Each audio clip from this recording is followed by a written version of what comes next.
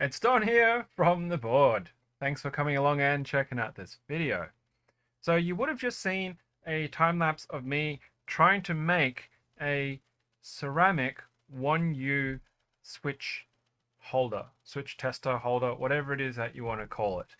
Uh, that was really interesting and frustrating at the same time because I'm not very skilled or experienced with doing pottery at the moment, but it's just something that I want to have more fun with. I really enjoy working with stuff hands-on, and having a very limited workspace and environment, that's quite a challenge. In the previous video, I talked about doing bisque firing, which, ended up with some little bits of ceramic, actual ceramic, and I used my barbecue for that. And today's video is just following on from that. So you've seen the video about that, but I'm going to show you some more photos and talk you through what's happened. I can't show the actual pieces because they're actually outside, currently awaiting to be ash glazed and then fired, right? So, but you've seen the 1U, and what I've done in between that video and now is actually made some other pieces and also a firing. So let's have a look at some pictures. So that's the 1U in its sort of greenware state.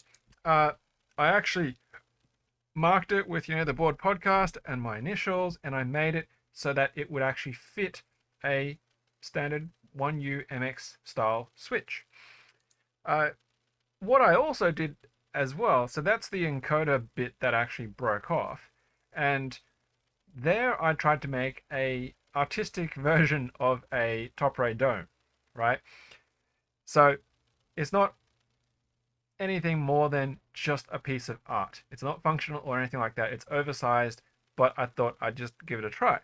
And there's the 1U switch holder that has now turned into greenware, so it's fully dried out, and you can see the color difference between something that's partially dry and fired. So this has more of a gray pallor to it versus a much darker gray and then the whiter bisque fired coloring. Moving on, you can see the height and size compared to the wooden 1U switch testers that I've made previously using my 3018 CNC, which if you want to check that out, I'll try and have a video link up there somewhere. Just a bit of comparison. And then as the top ray decoration dried, you can see it's actually starting to split and crack from the shrinkage of the inside. And that is really just, I guess, one of these things about making pottery and skill level, I suppose, moisture content control or air bubbles. I don't know. I'm not a pro at this. I don't know how to fix that. But that's what it looks like with that grayish color once it's dried into that greenware state. It's no longer leather hard. It's fully dried out to the touch. So I was like, I don't want to go and set my barbecue on fire to do a firing for just a small number of pieces. I wanted to throw some more pieces. And so I made a little sort of cup slash pot. And I had an accident with it because while I was working on it and I was trying to just loosen it up on the wheel to work on the bottom of it, I'd already taken it off and flipped it over. While it was actually spinning, it flew off the wheel and landed on my desk, and so it smushed the bottom of it. You can see it's distorted, and it also deformed it to the side. And now that it's completely out of shape and off balance, I wasn't able to get it back on the wheel to fix it because it was just wobbling off center all over the place. So I just had to live with it. So you can see sort of the damage from it landing and crashing on my desk. It was very sad. So I tried to make something a bit lower, a bit wider, and wasn't very good with the base trying to get it off. You can see my fingerprints on it while it was still wet, but it also cut a hole in the bottom as I was trying to, cut it off the wheel. Once again, lack of experience, wasn't really sure on what I was doing, how deep I'd actually gone as part of the shaping process, but I was really happy with how the interior and the smoothness and that shape came out. So here are the pieces on my barbecue. And as part of precaution and damage control, I guess, I also got some steel mesh. I just bought it online and stapled it together in like a tent that I could pull over the top. So when I was blowing my hair dryer to boost the temperature up with air assist, the embers weren't just going crazy all over the place like it did the first time round. So I wanted to make sure that it was actually being heat controlled, but with as little risk and danger. So this is just the early stages of firing up and getting things warmed up. I've got it on top of the charcoal, not directly on the embers, so the heating gradient is a little bit more gentle. I did actually start them further out and I just slowly moved them in, but unfortunately you can see that the big flat circular one with the hole in the middle, actually it exploded as well.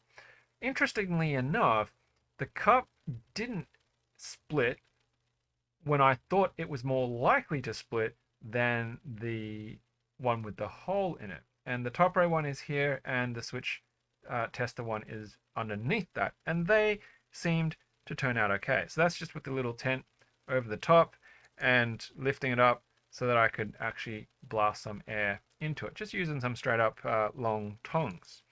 So this is after it's been air assist boosted. Now this is with my phone zoomed in because at 1,000 degrees, now my barbecue is like a 50 something centimeter barbecue.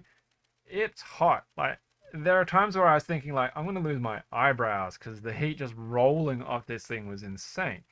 So they are glowing hot, glowing, glowing, glowing the same temperature as the charcoal.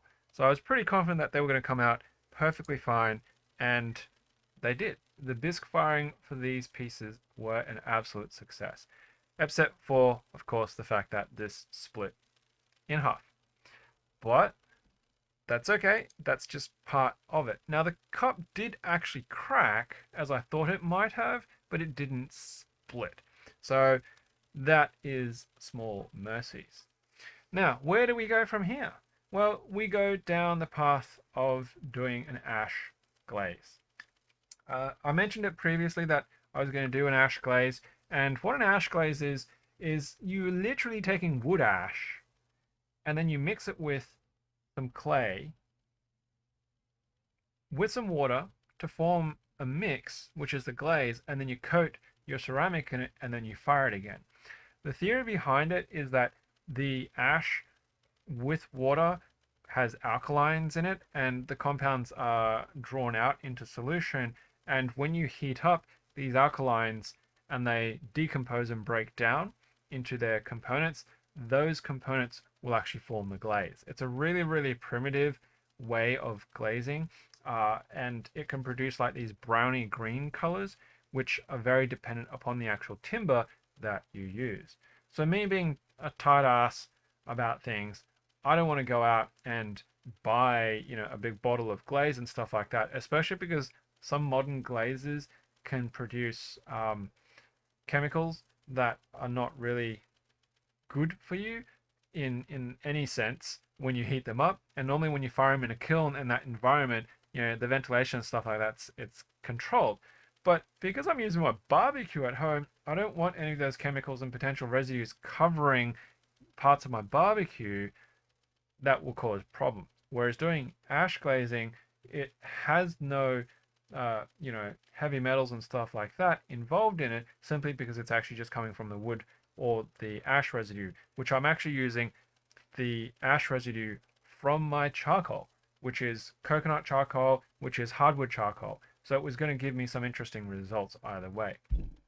So I've got all these pieces just outside because they're still, somewhat dirty, a bit ashy. Wasn't really much point in having them in here anyway, since I'm going to be coating them, letting them dry off, and then I'm going to be doing another firing. So I'm going to wrap this video here. I just wanted to talk through about the progress and what I ended up with, and some of the pitfalls, obviously, of dealing with pottery, especially if you're inexperienced like me. But the difference here is, rather than having small pieces that I had fired successfully to bisque, to ceramic, this is showing that big pieces can be done too, using your barbecue, right, and the hairdryer. Getting it up to that 1,000 degrees, you just have to watch out how long you take it and the heating ramp to stop this kind of stuff from happening, from your stuff from exploding. Anyway, so that's it for this part. Nothing super exciting to show you directly on camera except for these photos. Hopefully we'll come back with the next part and have something in hand that we can all check out. So thank you for checking out this video, and of course the usual, like, subscribe, bell notification. Everybody knows the drill. Yeah, well, that's it. So until next time, happy clacking.